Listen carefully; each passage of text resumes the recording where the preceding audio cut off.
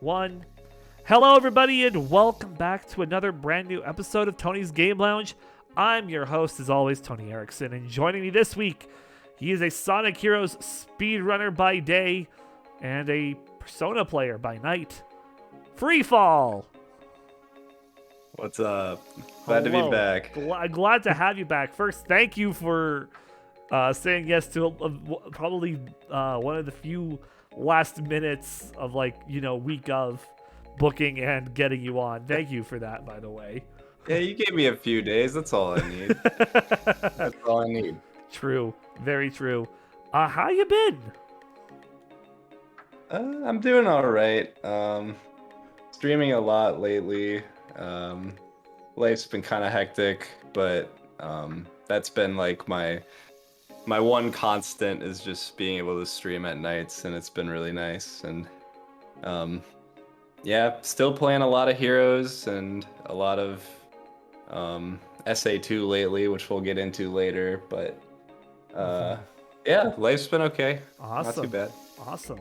Well, I think we should kick things off with our headline of the week. And boy, do we got a doozy of a headline this week. It's a pretty big one.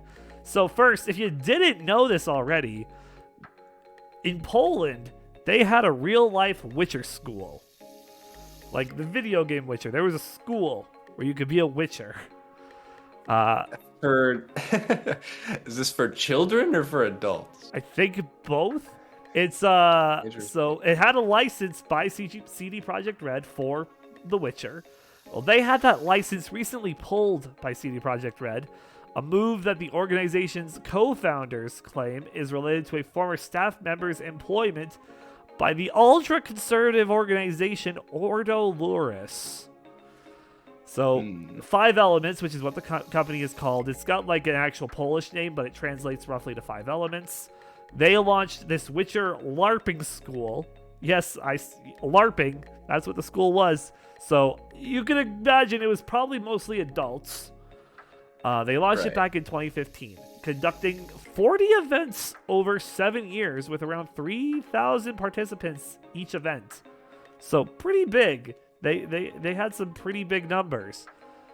Well, back in February, co-founders Dominic and Dustin Wozniak they announced in a lengthy Facebook post that CD Projekt Red had revoked their Witcher license.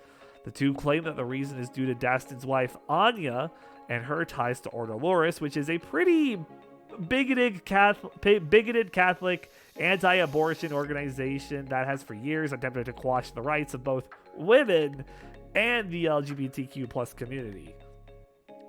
It's not good. CD Projekt Red, a lot however, going into this. Yeah, a lot going into this. CD Projekt Red, however, did not comment on whether Anya's involvement with Ordo Luris was the reason for removing the license, instead citing merchandising. Quote, in February, we decided to end our cooperation with the organizers of Witcher School. Now the contractual notice period 3 months has ended. For more context, this cooperation was about the LARP itself and potential merchandise tied to it. We do not provide further details on the matter, and that's what they said. 5 Elements has said since then that they will be moving ahead without the Witcher brand, just to create their own fantasy world for LARPing events. That seems almost better, I feel like. Just like keep doing whatever you're doing, but just separate from like the branding, you know what I mean? Yeah. Like it just feels like it's complicating things. Yeah, it's complicating a lot of things. But yeah, that's the headline of the week. We got to learn something. We learned that there was a Witcher school, which is crazy to even think that that was a thing. For sure, yeah. Would you attend, Tony? I'm not into LARPing, so no. Maybe if they had like, I don't see. I want to know what their like facility looks like. If they even have like a facility, or if they're just like out the back of like one of their house offices to like as like an HQ, and they just go to the park. In my head, it is either the coolest thing of all time or the lamest thing of all time, and there's no between. Yeah, you know what? That's a very good statement to have on this. Definitely. Yeah. Definitely, very much so. But yeah, that's our headline of the week. We might get an update on this to see what they're doing and what they do instead. But for now, that's the situation. But to see what else happened this past week, it's time for us to dive into the week in review. And looking at some of the games that came out this past week, we had KO the Kangaroo, a brand new action platformer game, and a revival of the KO series. As KO. Is this the first one since like? Because I played KO when I was like very, very little, like probably 90s still. I don't know if they've had like an installment somewhere in the middle. I know that there was like a sequel, like a KO and then KO 2. I don't know if there was anything else beyond that. But this is like the revival. And actually, fun fact, I actually am currently downloading the game as we speak on the PlayStation. Ooh, let's go. It's actually relatively cheap. Have you played the original? I never played the original. No, never played the original. Okay. I'm just like, yo, action platformer looks pretty good. So that's what I'm doing. We also had Roller Champions, Ubisoft's new video game that they dropped, where it's a roller derby game. And Moolander also came out. Moolander. I don't know what it's about. It just sounds funny. I think there's cows. I think there's cows involved, but don't quote me. And in the world for video game news, starting off, Replaced, a brand new sci-fi action platformer. Well, that's been delayed to 2023 due to the ongoing Ukrainian war with Russia, as the studio has teams in both Belarus and Ukraine. So that game has now been delayed with for obvious reasons. Right. Rogue Games and Game Grumps, well, they're back. The developers of Dream Daddy, they're back because they have a brand new video game coming out, Homebody, a psychological horror. Ooh. Which is a great spectrum, because now you can say you've done one end with dating a dad to now the other end of something psychologically scarring. Yeah, for sure. It's cool that they're making stuff still. I thought Dream Daddy was maybe like a one-off thing for them, but that's cool that they're still trying new stuff. Really exciting. Can't wait to see what it will entail. No Man's Sky, they're adding a brand new update, another brand new update. It's called the Leviathan update. Giant space whales. That's what's getting added. They're also adding a bunch of other things, but the big thing that people are excited for is space whales. Makes sense. I would be too. Destiny 2, they've started their brand new Season of the Haunted. I'm sure our Destiny insider Jackson will probably, I might maybe have him get a report of it for next week or for episode 100, which is in 2 weeks from now, which is also exciting. But we'll definitely check in with him for a Destiny report for this brand new season. Pokemon Go news, Ultra Beasts, those are finally getting added into the game. So the game is almost has every Pokemon in the game now for you to catch in Pokemon Go, which is very big. I'm still 3 Pokemon away from completing my Pokemon Home Living Dex. Nice. You still play? I still I don't play Go, but I do play all the other ones. And thank God they finally made Legends Arceus and BDSP home accessible, because now I only need 3. Nice. In a big messy story that's involving a lawsuit, a former Los Angeles World Airport police officer, Evan Baltiera, he's been arrested for allegedly stalking and harassing a World of Warcraft streamer. No. Yes. So the streamer being harassed goes by Nally, and she's alleged. This has been allegedly happening since 2020. We have to use the word allegedly because it's ongoing in court right now. Baltiera was also a mod for her, and when they met in person in 2019, she removed him as a mod, which could only mean one thing: he was probably giving off some major creepy vibes.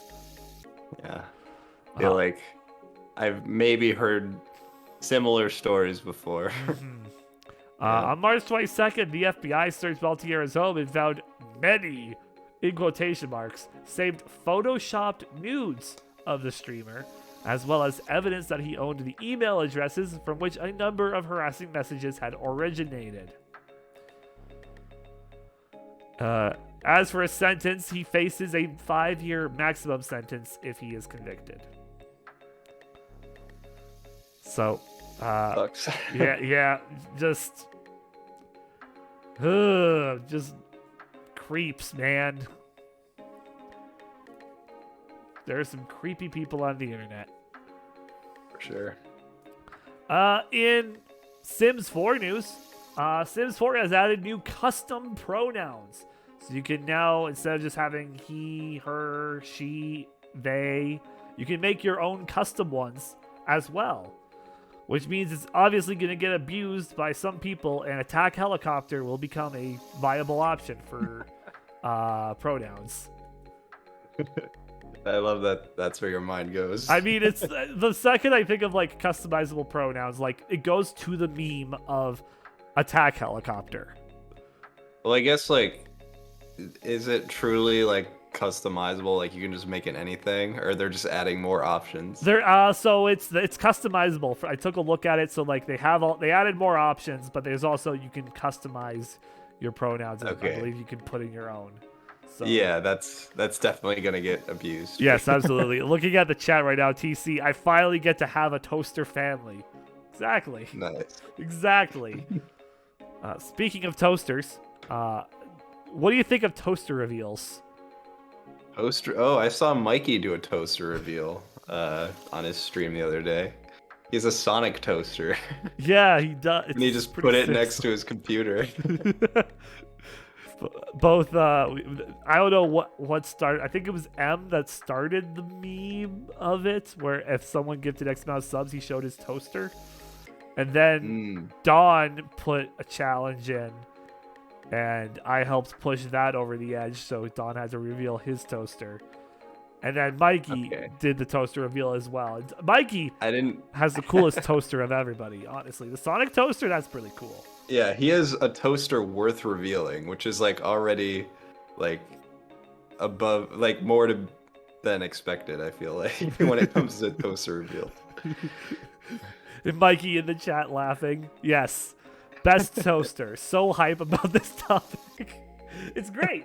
It's great. And hey, you know what? I didn't realize this was the thing that multiple people were doing. Yeah. You know what? I'm going to make it official. 250 subs for Tony's Game Lounge. I will reveal my toaster. Oh my god, guys. We There you have to go. get it right now. Before this episode ends, at least. You can't leave me hanging.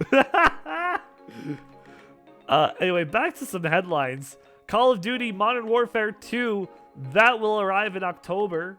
The new modern version of the game. It'll have a bigger reveal trailer coming June 8th, right before Summer Games Fest. Wait, did you just say Modern Warfare 2 is coming out? Modern Warfare 2. What year is it? So, remember how they remade Modern Warfare 1? Like, I didn't know that, remade? Like, they're remaking Modern Warfare 2. Oh, okay. Yeah. I believe it's, which one is it? It's not Treyarch. I don't remember the Call of Duty studios. But yeah, that's coming. So if you look forward or don't look forward to that. Trailer comes out June 8th. Lord of the Rings Gollum, that now has a release date, September 1st, for Xboxes, PlayStations, and of course PC. Nice. In weird crossover news that I'm all for, Rainbow Six Siege, they're getting a Yakuza crossover. Kiryu and Sayama, the main detective in Kiwami 2, are being added as skins for Echo and Hibana, respectively. And Echo will also be receiving a second Yakuza skin as Goro Majima later on during the brand new Season 7, which starts in July. Nice. That sounds pretty cool. So I'm excited for that. Now I can play as Kiryu and actually kill people. Right, yeah. Pac-Man. they got some news. They had a brand new theme song that Bandai Namco commissioned and put on their official YouTube for his 42nd birthday. His song is called We Are Pac-Man. So, happy birthday, Pac-Man. I hope it's like a thrash metal song or something. Just really sadly no. Break my expectations. Sadly no, it is very pop up-hearted beat type song. Makes sense. In your weekly Fortnite news, Obi-Wan Kenobi. Oh my god, they got Obi-Wan now? They got Obi-Wan now, yeah. So now you can have the high ground in Fortnite. Hideo Kojima. Right. Sorry, go for it. Did they have Naruto characters in Fortnite yet? Yeah, they did. Yeah, they added Naruto in there. Oh my, they just have everything, man. How can I not play? They have it all. They have it all. It is the crossover event of the millennia. Yeah. Hideo Kojima. It's official, thanks to Norman Reedus, because they are now in either pre or production for Death Stranding 2. Oh boy. And it's thanks to Norman Reedus that we know this, as he said that in an interview that he's like, yeah, we're currently working on the follow-up for Death Stranding. And I'm like, oh, great. Time to get our minds fucked once more. So we'll either look forward or don't look forward to that, depending on how you feel about Death Stranding. But you can't deny Hideo Kojima has a way with cinema and video games. For sure. The Marvel MMO project at Daybreak has been officially canceled. Daybreak is a studio that has worked on DC Universe Online. So no Marvel MMO, sadly. Heartbroken. Heartbroken. In some Steam Deck news, Final Fantasy XIV is now operational on the Steam Deck. So now you can play the world's, well, not the world's biggest, but one of the biggest MMORPGs ever on the go. It's a Minecraft. Feels like the Steam Deck can do like almost anything. Yeah. Like there's someone in my chat who just like constantly just talking about what games they've got running on the Steam Deck. I'm like, what can't you play on this thing? A lot. Yeah. In Minecraft news, Minecraft creator Chris Stakow, he recreated Van Gogh's Starry Night in Minecraft. And not like a 1-to-1 pixel reimagined. Like, what if the painting Starry Night was 3D and in Minecraft? And it is really cool. That does sound really cool. That's what I thought when you said that. I was like, he just made the painting, but no, it's like a whole world, I guess. Like a whole small little exhibit type thing. It's really cool That's looking. Cool. Also, looking at chat real quick, TC, Final Fantasy XIV was already operational on the Steam Deck. Gaben was playing it before release. Okay, well, it's out now. It's on the Steam Deck now. It's one of those things. It's on the Steam Deck now. They wrote a news story about it this week. So, there. Hey, also, the Mario Strikers Battle League demo, that is out right now. So if you want to get some early playing of Battle League, you can play the demo right now. And they have confirmed that there will be some future free updates adding more characters and stuff to the game. Oh, that's a step up, I guess.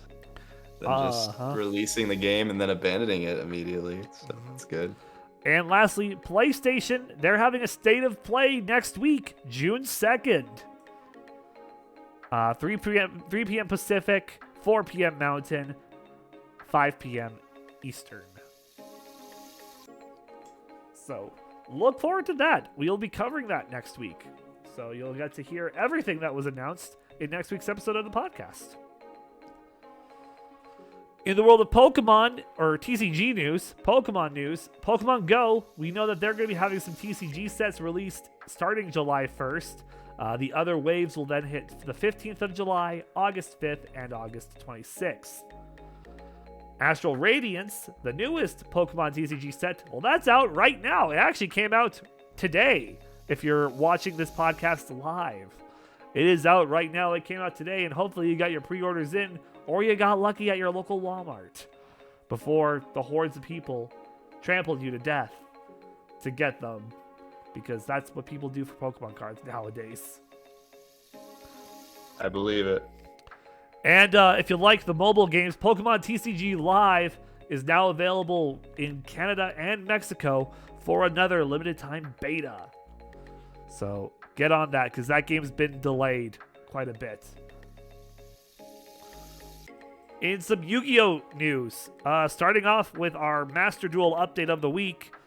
Not much. The new season is coming up soon, but they did add a new solo gate for 6 Samurai cards. So if you like 6 Sams, hey, now's your chance to play some for free with the loaner decks they give you. As for TCG releases in Yu-Gi-Oh! Tactical Masters comes June 10th. Legendary Duelist Season 3 on the 22nd of July. Power of the Elements August 5th. And Structured Deck Legend of the Crystal Beasts on August 18th.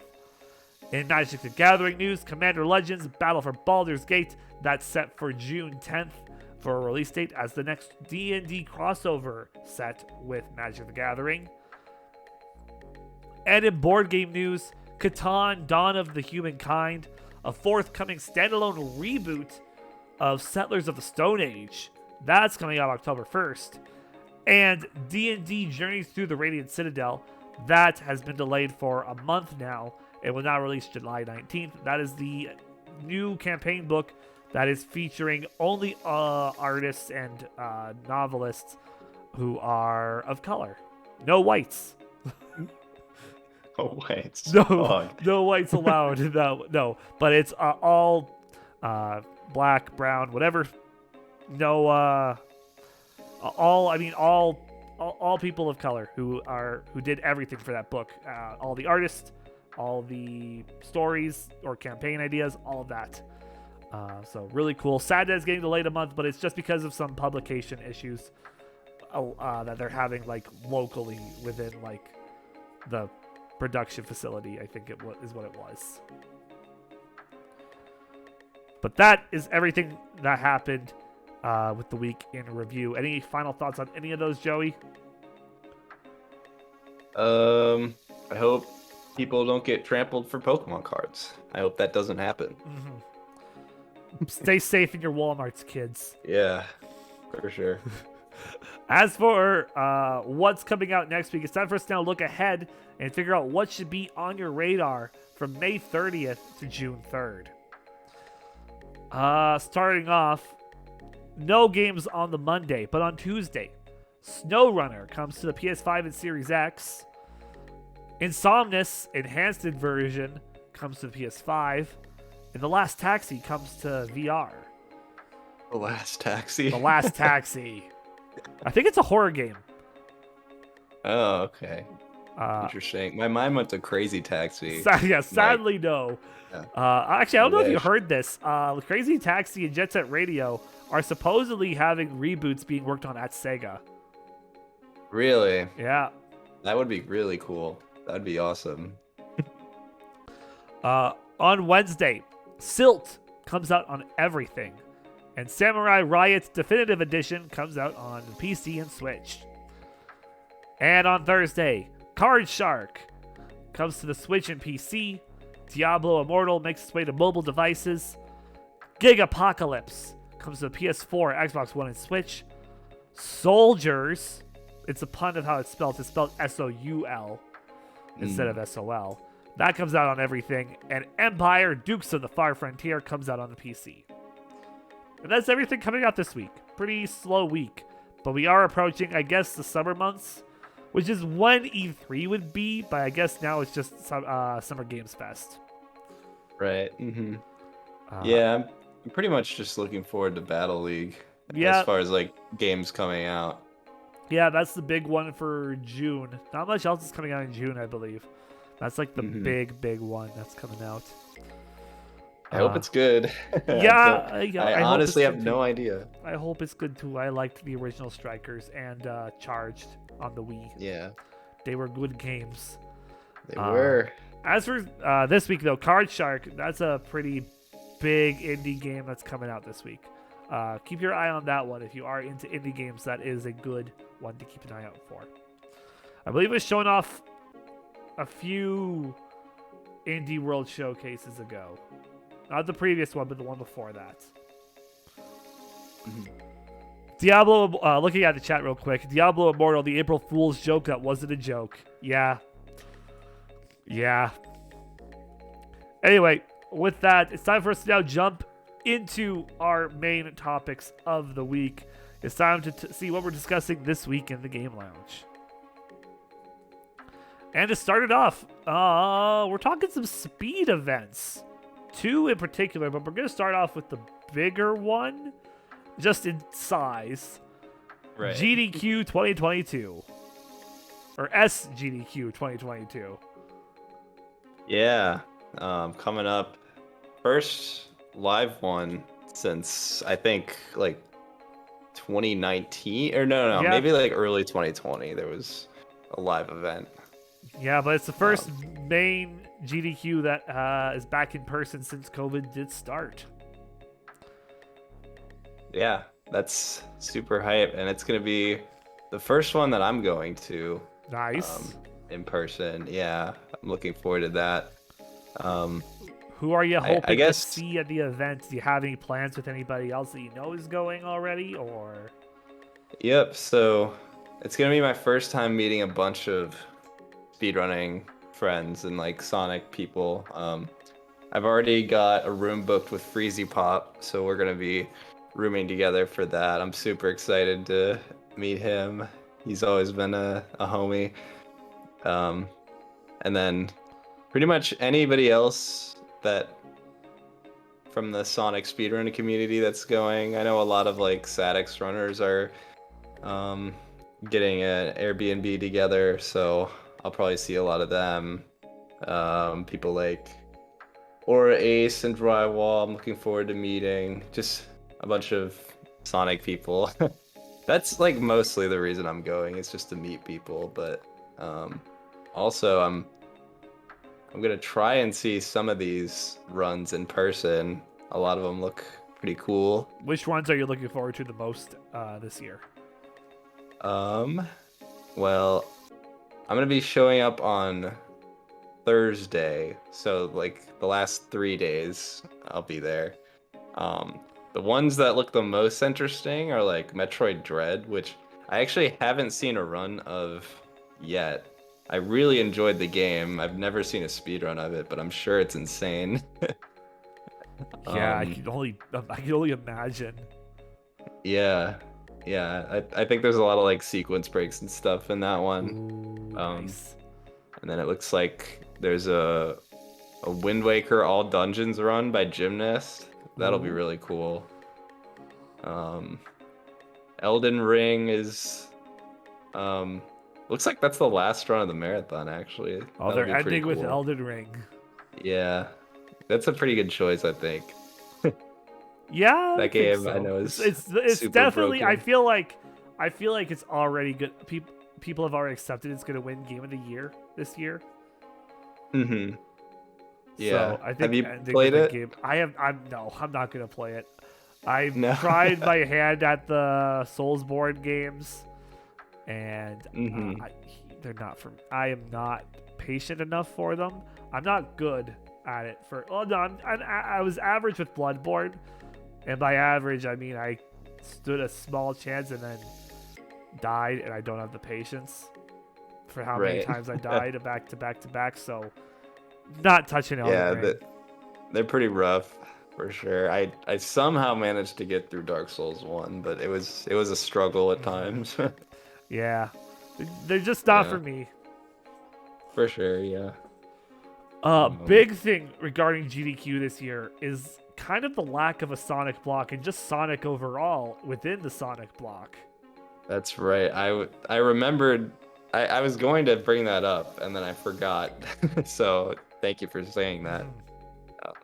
Yeah, it's a little disappointing on the Sonic end of things. We're getting 4 games. Yeah, and one of them, I think, so I believe the games are, we're getting Generations 3DS. Yes, that is confirmed Sonic.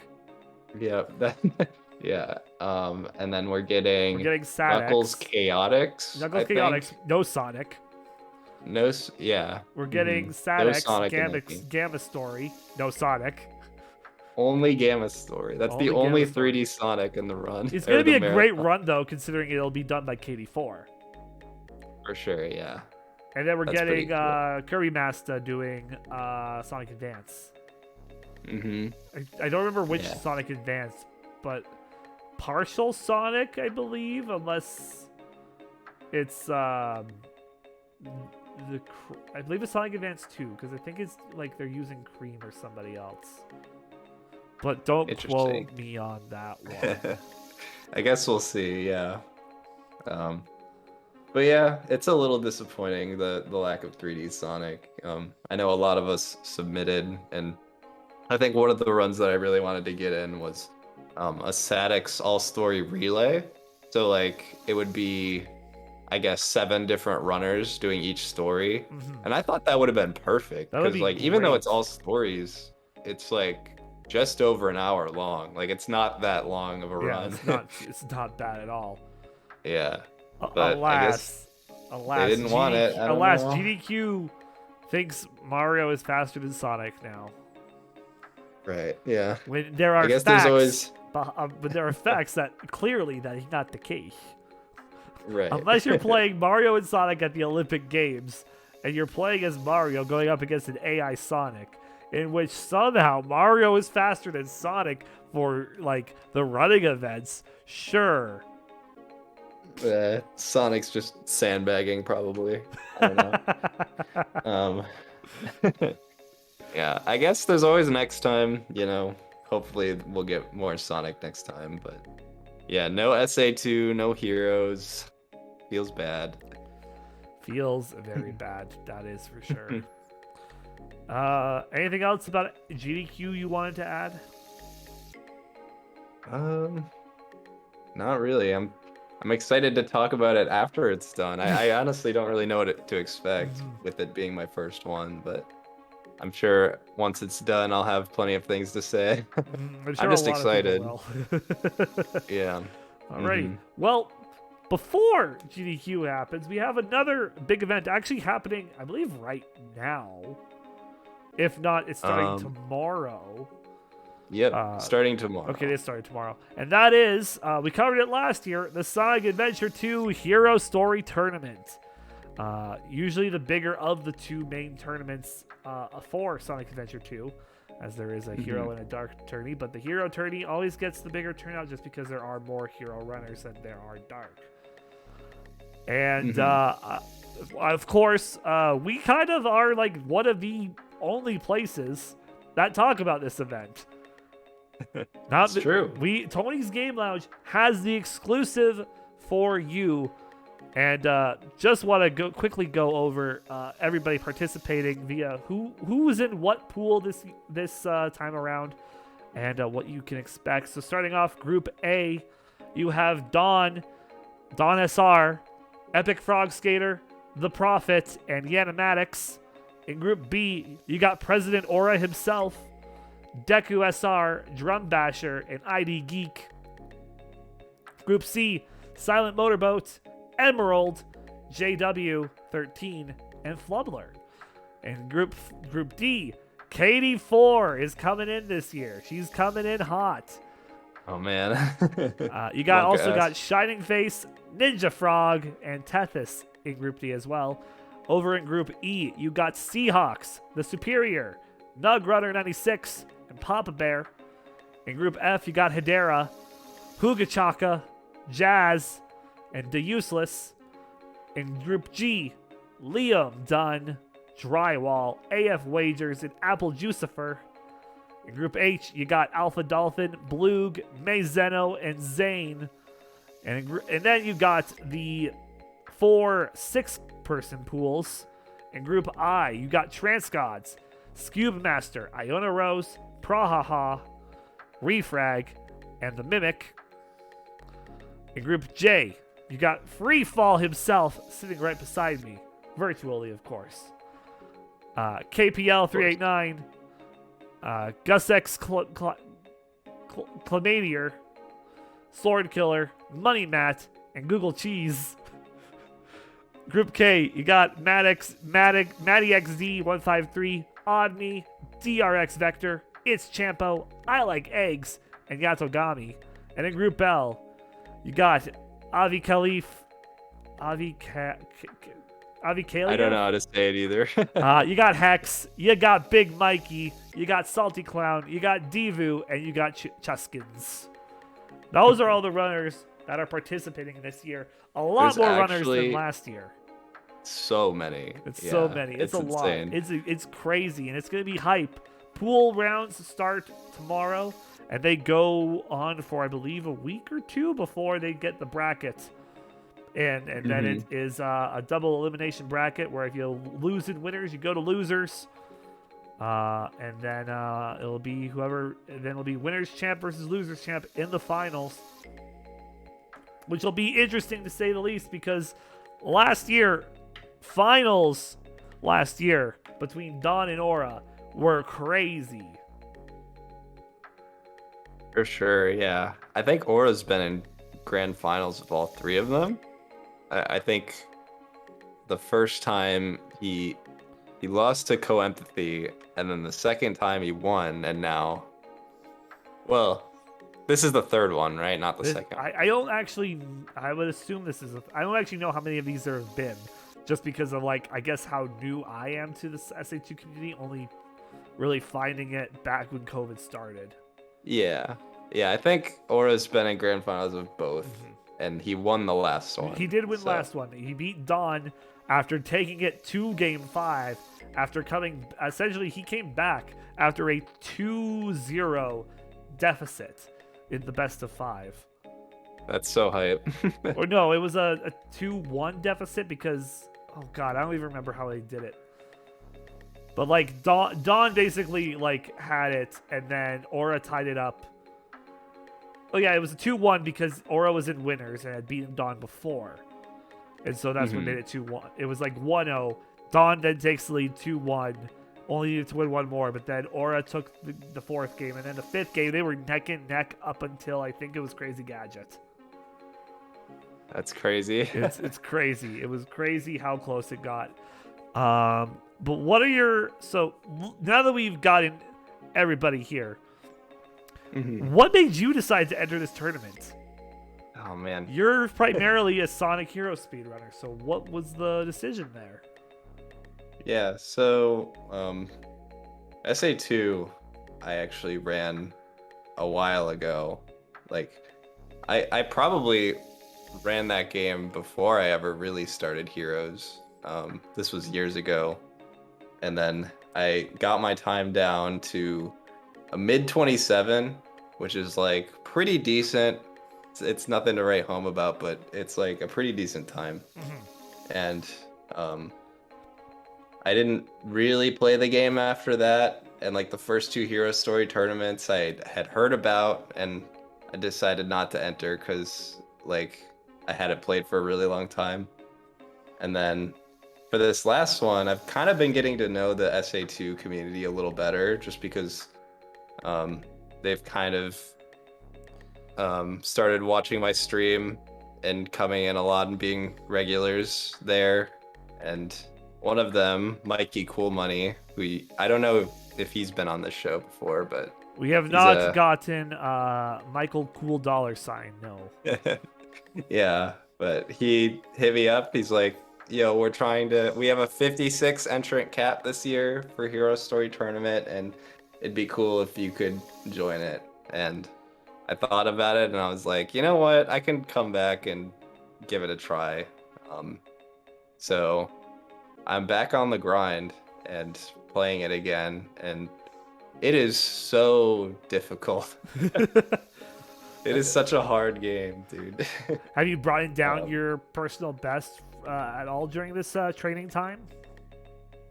So I made D-Rust splits, which basically is just instead of using my old PB splits from 2019 and being behind by 10 minutes, I'm just going to make a new set of splits, compare to that, and then kind of track my progress using that.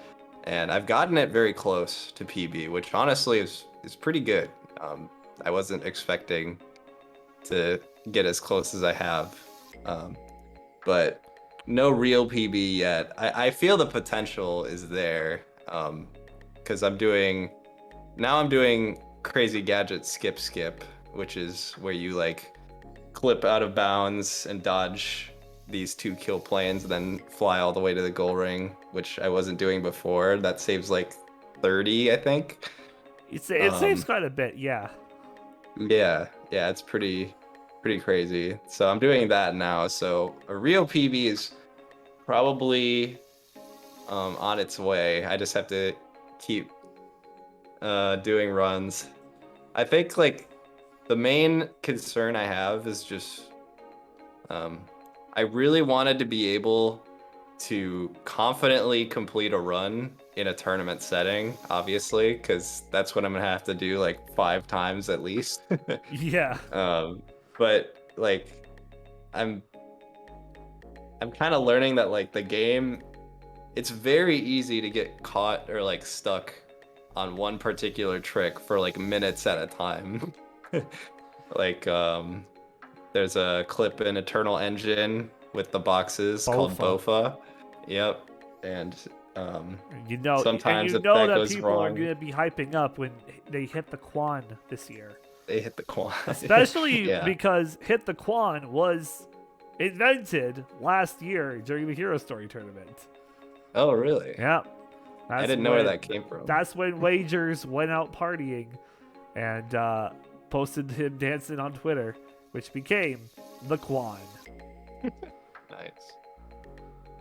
Yeah, but it's like skips like that I'm just a little worried about, because sometimes you miss it once, you're like, all right, I'll go for it again. You miss it twice, you're like, oh my god, did I just forget how to do this in front of like all the people, you know? I don't know.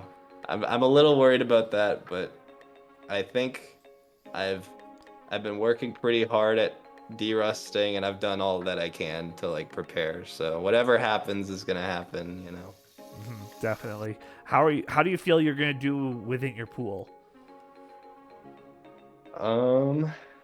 It's hard to say. I haven't really watched some of these other runners in my pool. I'm familiar with them now just because we had to like schedule all the matches out and stuff. But I haven't seen like Google Cheese, Sword Killer, Gus. Like I haven't seen any of their streams or how they do, but I guess I'm just kind of trusting the seeding to be accurate, you know. I think certainly if my runs are good, I could probably even sweep my pool, but I'm not sure. That would require a lot of good luck, I think. How are you feeling with hunting? That's usually the big one within the tournaments. Yeah. Actually, if there's one aspect of the game I feel even better at than I was years ago, it's probably hunting. Just because there's so much like knowledge that goes into it, and I think I've gotten a lot of help from really good runners on it since I've come back, and they've kind of told me stuff that I had no idea about years ago, you know. So I feel pretty good about hunting, actually. Okay. I just need the RNG to line up, obviously. Definitely. Yeah. What predictions do you have for the tournament overall? I would like to hear yours before I give the Game Lounge hot take. Okay. Overall, I mean, I think Katie is just an absolute monster at the game. Like, it's kind of hard for me to see her not just taking it all. But you definitely have some contenders in there. Like, I think anything can happen in a game like this. Like, lead changes are like almost inevitable if you have like hunting stages and all these skips that you have to hit, you know, like anything can happen. So it's not, I don't think it's free for Katie. I think maybe someone like Dawn's been grinding a lot. I could see him taking it. I could see Aura obviously has the skill to do it. I'm also just curious like how some of like the mid pools are gonna go too. Just a lot of SA2 to be watched this next It'll be a week. lot. If you are a fan of SA2, it'll be a lot to take in. Book the week off. Just go all in with this. You know that they're going to put on a great show. We do also know that friend of the podcast, Static, will be commentating on some of the rounds as well. So you will also get your dose of Savic Flames in there for sure. Yep. And then also, I want to shout out, I think Big Mikey's still in the chat. He is also in lower pools with me, and he hadn't even ran the game before joining. Like, he just joined the tournament and is like, yeah, sure, I'll learn the game. And so he's been definitely on the grind, and I'm excited to see how he does as well. Excellent. Well, it's now time for the Tony's hot takes. They're hot because they could be very right or very wrong. Who knows? We're going to start up in the bottom pools, where I really only have 1 point to bring up, and that is about Hex speedruns. You know that he'll be doing Hex skip every chance he gets. So, oh, you think so? I think so. He did it last year. So, ladies and gentlemen, I am expecting at least a minimum of 5 Hex skips. You know, I just learned what that is yesterday. It's a hard skip. It saves barely any time over snake skip, but you know, you do it to flex. It's a swag strat, yeah. That's my only prediction for bottom pools. Honestly, I can see them going either way. I feel like though Hex and possibly Mikey and of course you doing well and making it to the bracket round. I think it would also be good because I feel like of the bottom of like the bottom pools, you're here doing offline runs and lurking. Thanks. That's from Mikey. Nice. I feel like of like just the names, as me, a casual Sonic speedrunner, your guys' names are the ones I recognize the most. So I feel like it would just help bring more of a crowd there to the event. It'd be hype. It would be hype. As for people though to keep an eye out for, I know I've seen Oddme and Money Matt in M's chat a lot, so those are maybe 2 names to also possibly keep an eye out for. Well, Oddme is he's the guy who does like the 30-hour Mario runs. Oh, where shit. It's okay. like 120 in 64, 120 in Sunshine.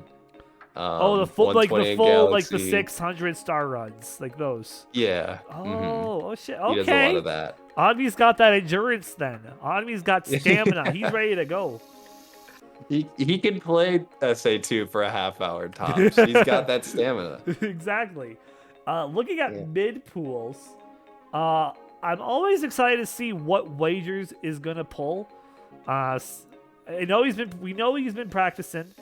All we can do is hope we don't see an AF Chambers moment. One person who I do want to bring up, who is definitely someone you should keep an eye on, is May. Because May, she's been moving up. Like, when you see SA2 just like throughout the week, you'll usually find May there. I would not be surprised if May goes far in this. That'd be really cool. Yeah, I see her. Whenever I check the directory, she's usually there. So May is it would definitely be pretty cool to see it pay off. May is definitely one to keep an eye out for. And of course, with top, you have a top 3 contention with Dawn, Aura, and Katie, because those 3 are basically the 3 top runners who are active. Like, still within this game. My only worry is I don't know if Dawn can do what he pulled off last year, just because of, even though he has been practicing, I don't think he's been practicing as much as he used to, just because of his brand new job that he got. Yeah. So that's my only worry about Dawn. Otherwise, I feel like those 3 keep an eye out for. I would love to see an Emerald Dawn rematch with somewhere within bracket, because you know that those 2, they're best friends, best rivals. They're the Yugi and Joey of this tournament. And of course, another thing to bring up, there is no sign of Stellar this year. Stellar, of course, she did have the power of God and anime on her side in the last tournament, which as she got through, and I believe it was she lost to Dawn, is how it went. But she did amazing. Ninja Frog, I believe he has his controller fixed again. So keep an eye out. Always rooted for our boy Ninja Frog. He is a ninja. He is a frog. Insert random letters here. Help me. Nice. Yeah. I'm very curious to see how Deku does. Deku is because I noticed that he is in the top end of. You said Group B, I think. Group B, yep. Yeah. I think I know how insane that guy is at pretty much any game he plays. Oh yeah. On top of all the mod work that he does as well. Yeah. So it'll be crazy to see. Hopefully, another thing I would like to see, I don't know if it'll happen in bracket, but of course, a battle of the frogs. Ninja Frog and Epic Frog Skater. We did get to see cool. a grudge match last tournament, but hopefully we can actually see it on the bracket this year. But again, that's who knows if we'll actually get that or not. And the other question will be, will we actually get grudge matches again, like little exhibition matches, like in between the time it takes for the actual bracket to come out?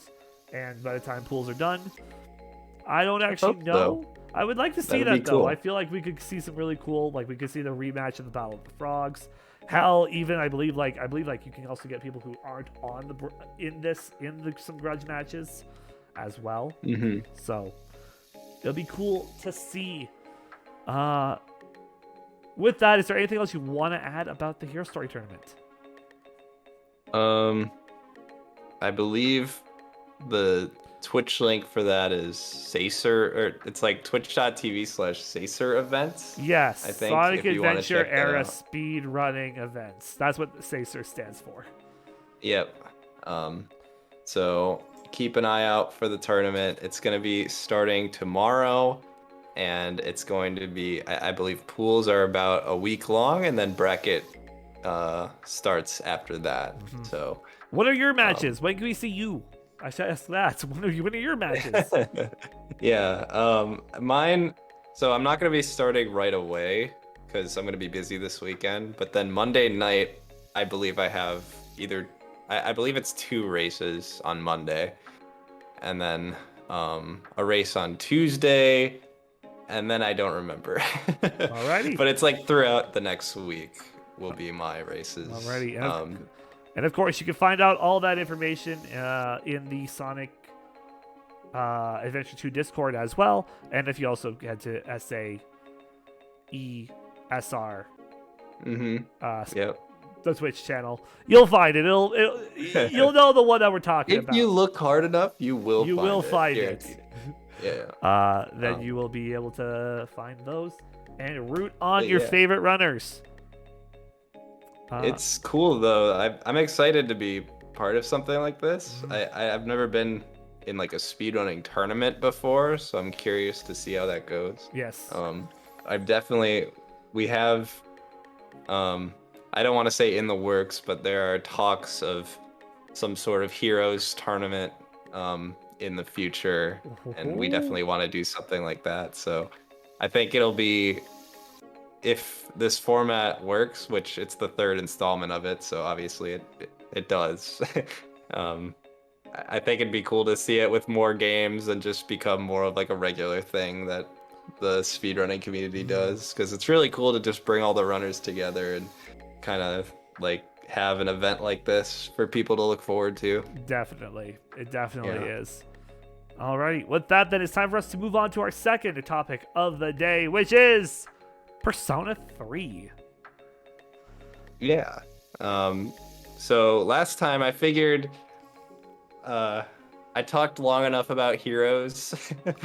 So I was like, what can I talk about that's not like speedrunning related? And it's Persona 3, which is the game I've been playing outside of runs. Yeah. And I figured that um, I think you have some experience with So Persona, I right? You have enjoy them? experience in Persona. Here's my experience with Persona. I know I played Persona 5 Royal front to back. Phenomenal game. Hmm. I Yeah. also have been. I started playing Persona 4 Golden, but I kind of put that on hold. I'm gonna go back to it eventually. And then I've played Hmm. all 3 dancing games and Persona 4 Arena Ultimax, and I've watched the Persona 4 and 5 anime, and I've also watched the Persona 3, the 4 Persona 3 anime movies. Nice. That is So you my. know I, like the I know the plot. plot. I know the basic Yeah. plot of Persona 3. So we are going to talk spoilers. So small spoilers, I guess. Of Yeah, I mean, I'm not terribly far into the game, yeah. but I do know some things, So how just Um, how far are you in the game? I feel like we should start with that just to figure out whereabouts we can talk of this game. yeah. So I just finished the part where you rescue Fuka from Tartarus. She Oh like wow, ends that's up okay. So that's there. still relatively early on in the game. That's like what the Hmm. second main plot point, I guess, or second Um, second batch of Arcana bosses. I'm not sure. I put probably like 15 hours into it or Okay. something like that. The most recent boss Arcana you fought were like number 3 and number 4. Yeah, that sounds Okay, right. yeah. So Yeah. that's where okay, that's where we But are. That's okay. So that's still pretty early on. So we're not diving mhm, into too much spoiler territory here then. right. But it is my very first Hmm. Persona game. I haven't played any of them. This was the one that I So decided to what start with. version of 3 are you playing? I should ask that as well. I'm playing Persona 3 FES on the PS2. Nice. Yeah. It's funny because the reason I got that version was because years ago I literally just Googled what Persona game should I start with if I'm like trying to get into it. And then somebody said you should start with 3 FES. It's like a really good version of the game. I'm like, cool. And now I finally get around to playing it, and then a bunch of people come in and are like, why on earth would you start with this game? And I'm Well, like, sounds here's the about thing. right. Here's the thing. Are you planning to play Persona 4 and 5 eventually? Like after 3? Yeah. Yeah, I Here's the thing definitely I can will. say about this. Your gameplay is going to get so much better for you. Nice. Like with like one of the big things like I've struggled with it with 4 is like definitely like the gameplay because it's definitely not as clean as 5 is. And that's just Hmm. because of the age difference of the games. Yeah. So I can only imagine how clunky at times 3 can get. Yeah, it seems like that's funny because there's a lot of like mechanics and just things about the game that I've just kind of taken at face value. I'm like, okay, like this is how the game works, makes sense. And then people are like, God, it used to be so bad back then. Like it's so clunky and like you can't control your characters. I'm like, I don't know. I think I, in a way, picked like the perfect game to start with because I don't have any sort of expectations about that kind of stuff at all. So if I can get used to this game and then finish it and then move on to the others and they're just all that much better, then I don't see that as a bad thing necessarily. Mm-hmm. What's your Um, thought on the story and the characters so far? um, the characters are all really cool. Um, my favorite is probably Mitsuru of the ones that I know. Fuka's cool too. I like just added her to the party, like I said. Mm-hmm. Um, but Mitsuru is probably my favorite, just like visually. I think she's really cool looking. Um, and uh, you said characters and then what The exactly? story. The story? Um, yeah, it's pretty interesting. I feel like the story more or less is the kind of the same across all the games. I don't know if that's true, but just like the idea that at nighttime people get trapped in coffins and then there's these monsters that show up and you travel through like these labyrinths. Like I think that's pretty consistent through all the games, right? The shadows, being the monsters showing up, that's consistent. How they show up, though, that varies. That Okay, varies per makes sense. game. Like, I mean, it's Yeah. not really a spoiler, but like in 4, you're going into a television, Oh, and in interesting. 5, you're entering via your cell phone. I see. Yeah, Okay. So it's a little it's a different little across. different each time, and like there's also like how like the specific qualifications that need to be met in order to get there are Mhm. different as well. But again, when you get to those, I don't want to spoil too much for you for those, because those are games, especially 5. Because I think 5 is great. But Mhm. usually, what the Persona populace has deemed, or usually what the meme is 5 is the best gameplay wise, 4 is Right. the best cast of characters, and 3 is the best story. Interesting. Okay, so they all have their kind of And they also strengths agree. then. They also all agree that the post game story called, I think it's The Answer, is garbage. Oh, really? Yeah, but you Okay. should definitely play it because it answers a lot of things after 3. Okay. Yeah, is it do you know if it's long or if It's not. it's It's not very long from what I know of it. okay. Again, 3 is like the game I know the least amount about. Like, Yeah. while I have watched the movies for it, they really only cover the general story. So like 3 is still a lot of a mystery. A lot of it's still a mystery for me of like what your free times look like, what your high school life is really like, Mhm. and all that stuff. So Yeah. No, I thought it was very interesting the first time I turned on the game because it just gives you you literally just press start and then it gives you the journey or the answer. And it's yeah, like I just started playing. the I don't know journey. what I'm doing. The journey is not. I don't think you can even access the answer without beating the journey. Oh, really? Okay. Yeah, I I just clicked believe on the so. journey. That Yeah. just made sense.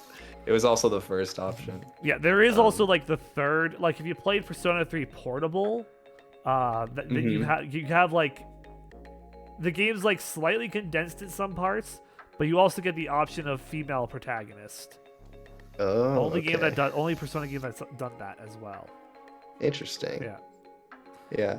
Um, I would say that um, I see the appeal of them. Like, I think it's kind of interesting the concept of like your your progression in like the gameplay side of things, like in Tartarus, is bound to sort of The everything that happens outside of it, mhm. right? So you can only progress up to a certain point, and then it's like, all right, now you have to like let the plot kind of catch up in a way. And I Yeah. think that's kind of cool. It's almost it reminds me of like Majora's Mask almost Yeah, in a way of like Tartarus is. I mean, they kind of redo Tartarus a little bit in Persona 5 with like us with the dungeons called like the Metaverse, where you're able to go in mm, and you go down instead of like you're going up in oh, Tartarus. you go down. That's Yeah, cool. you're going down instead, and similar thing like it's blocked via progress points where you can't do anything past a certain point until you've reached X day in Yeah. the Yeah, I game. think that's kind of interesting. There's a lot that happens outside of like the main plot of the game. I wasn't really expecting that. All the Um, confidants and befriending everybody and figuring out what people want to yeah, do and who to hang I out will with on X say, days and whatnot. yeah, yeah. I like that at first it was kind of overwhelming, like the amount of things you can do during the Yeah. day, and you have to like just randomly choose, it kind of felt like. But I think one thing that I've kind of appreciated was like they hold your hand a little bit with that stuff. Like you'll At the finish class and beginning, then somebody yeah. will hit you up immediately, and you basically just say yes every time. Or at least that's what I've been doing. Mhm. Like I don't have to really think about what I'm gonna do after class because the game kind of just like throws it at me, and I'm like, oh, cool.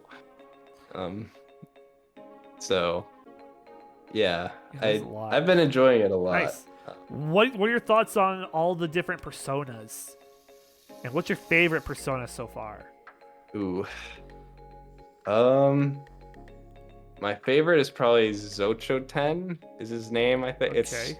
spelt something like that. But he's just like this lightning dude, and Oh, he's been resistant to like a bunch of the bosses that I've fought so far. So he's kind of been like my go-to, I guess. nice. Um, yeah, and they're all very interesting. That was one aspect of the game I really had to get used to, was like when to make personas and like which ones to use in which spots, and like which ones not to use in certain spots. There was one boss that used wind magic on me, and he was just like totally destroying me, and I couldn't figure out why. And I'm like, oh, because my persona is weak to it. I see. And Yeah. like, there's like little things about the game that I've had to adjust to like that, and Yeah.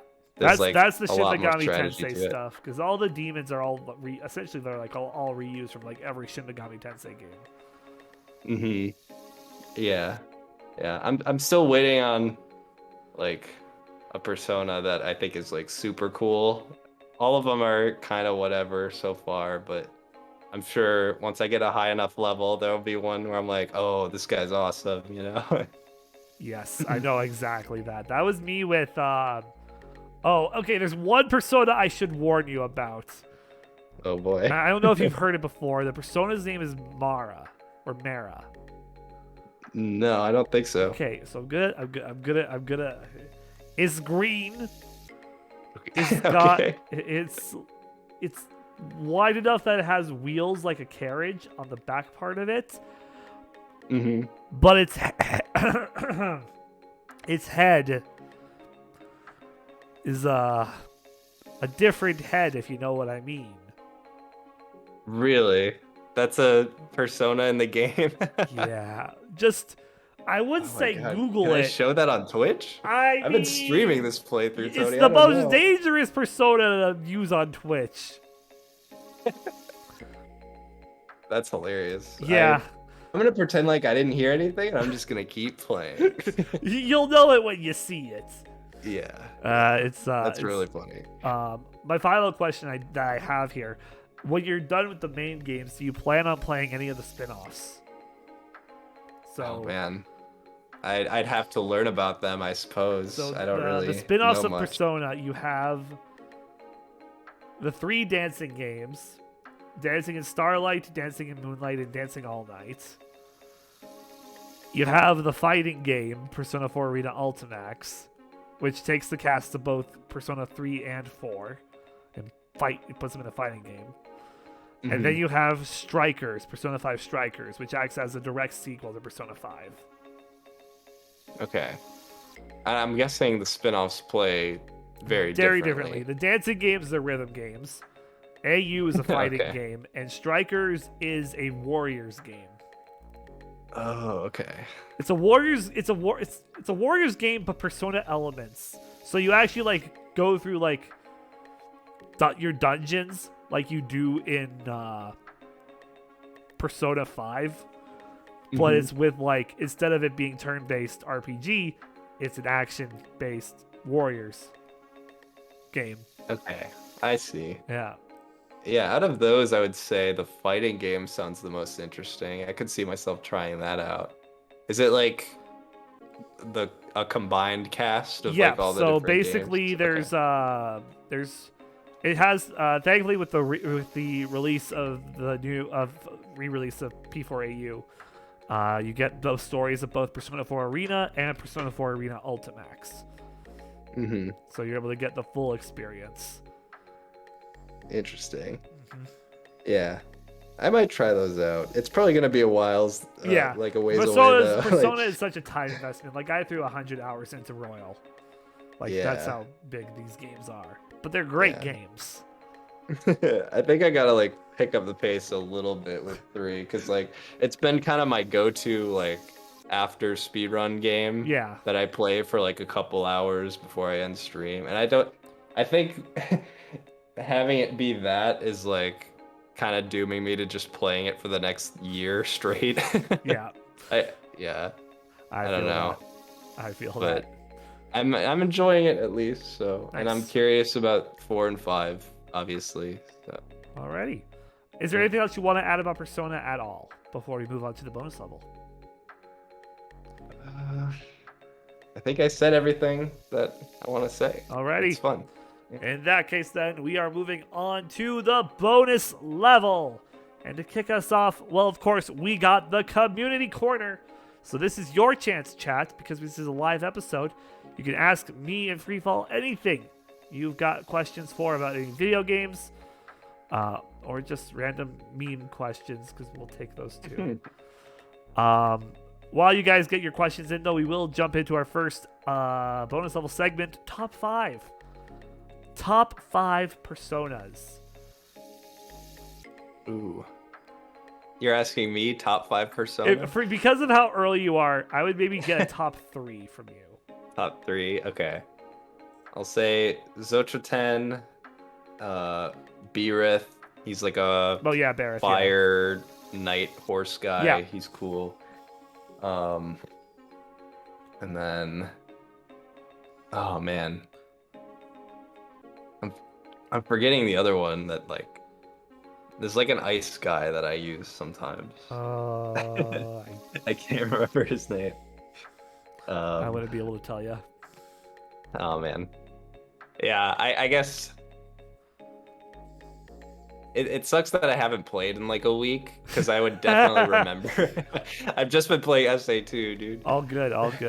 For me, these are in no order.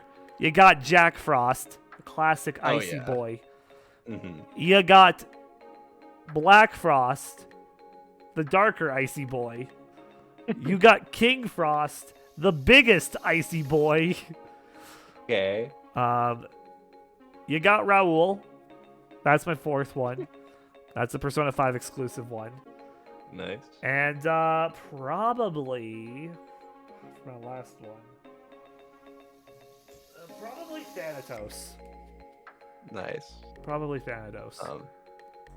Yeah, Jack Frost is like peak character design. Yes. Like I love that little guy. I don't know anything about him, but it basically became the mascot for Shin Megami Tensei and just all of Atlus's games that are RPGs. Yeah. Mm-hmm. Who is the like starter persona in 3? 3, yeah. Orpheus. He's like Orpheus. Yeah, I'll put him as my 3rd. He's Nice. cool looking. There's actually, believe it or not, 2 versions of Orpheus, thanks to Persona 3 Portable. Depending on which main character you pick, either the male or female, Orpheus gets a different design based on that. Ooh, yeah, nice. Very cool. It's very cool. Again, no questions as of yet, but if you have questions, pop them in the chat while we wait for more questions. We're going to jump into This Week in Gaming History. Here's what happened in the past from May 23rd. No, it's not May 23rd to 29th. From May 30th to June 5th. Starting off on Monday, 2014, Nintendo releases Mario Kart 8 for the Wii U in North America. Dude, I remember that like it was yesterday. That's crazy. It's great. On Tuesday, May 31st, 1998, Acclaim Entertainment releases Mortal Kombat 4 for the PlayStation in North America. On Wednesday, June 1st, 1981, iMagic is formed by William Grubb and other former executives of Mattel Electronics and Atari with $2 million in venture capital. June 2nd, 2009. THQ releases Red Faction Guerrilla video game for the PlayStation 3 and 360 in North America. Friday, June 3rd, 1993. In Chicago, Illinois, the 1993 International Summer Consumer Electric Show is held over 4 days. Nintendo unveils a new configuration for the NES with top-loading cartridge slots. Price is $49.95 US, including one controller. Saturday, June 4th, 1989. At the Consumer Electronics Show in Chicago, Atari introduced the Portable Entertainment System handheld video game system with color display, $149.95, including a game cartridge. And lastly, June 5th, 1978, Taito releases Space Invaders for in Japan. The original name was Space Monsters, created by Toshihiro Nishikado. Nice. And that's where it all gaming started. history, yeah. I'll quickly get in the achievement and game of the week as well. The achievement of the week is in Roller Champions Bonk. Hit the underside of the goal with an uppercut in any arena match type. And the game of the week is going to Card Shark. And again, I think we'll maybe wait like a couple of things to just kind of ramble on here. If you got any questions for the community corner, now is your chance to get them in, or forever hold your breath. Any questions? Monka? Monka? I'm also Monka. Yes. Excellent. Ooh, here we go from Empty. Never played any of the Persona series before. Which one should I play first? Depending on what you have available, I feel like the one that's... It really comes down to what you have available. If you only have a PC, Persona 4, Golden. If you have an old PlayStation 2 or a PlayStation Portable, Persona 3. If you have a a PSP, you can actually get Persona 1. So if you have that, you can play Persona 1, like one of the enhanced versions of it. So I would maybe start there, because, just start at the beginning.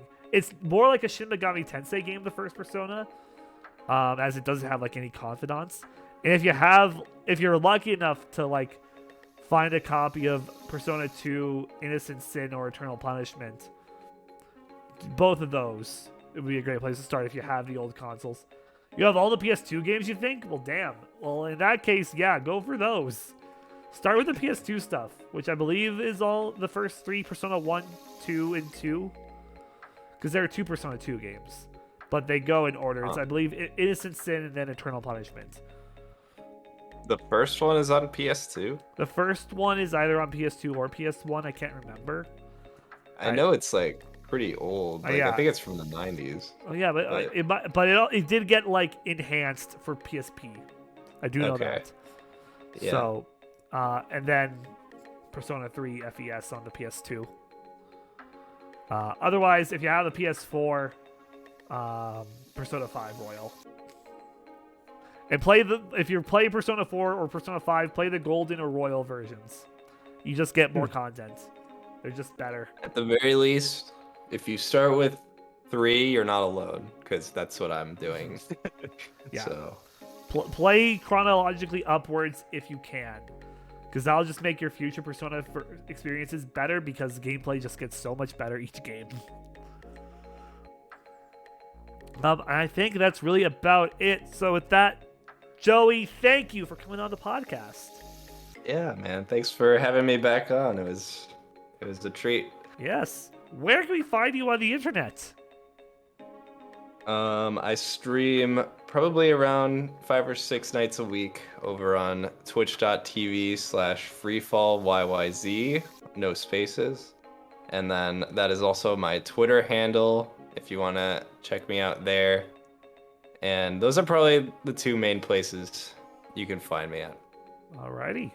And of course, you can find me at Radio Tony on Twitter and Tony's Game Lounge everywhere else on Instagram, Twitch, YouTube, and TikTok. And be sure to like and share and follow the podcast on whatever platform you're listening to, as that just helps us grow and with the algorithm and all that stuff. Please do. Yes. Thanks again, dude, for coming on the podcast. It was a blast. Absolutely. Happy to do it. And thank you, the listener, for tuning in. We will be back next week with episode 99. I said this is episode 97, I think, earlier. This is episode 98. 99 is next week. The season 5 finale is episode 100. We'll be back next week with Big Boy Streamer Man Emerald. Ooh, nice. Right back here in the Game Lounge. Goodbye, everybody.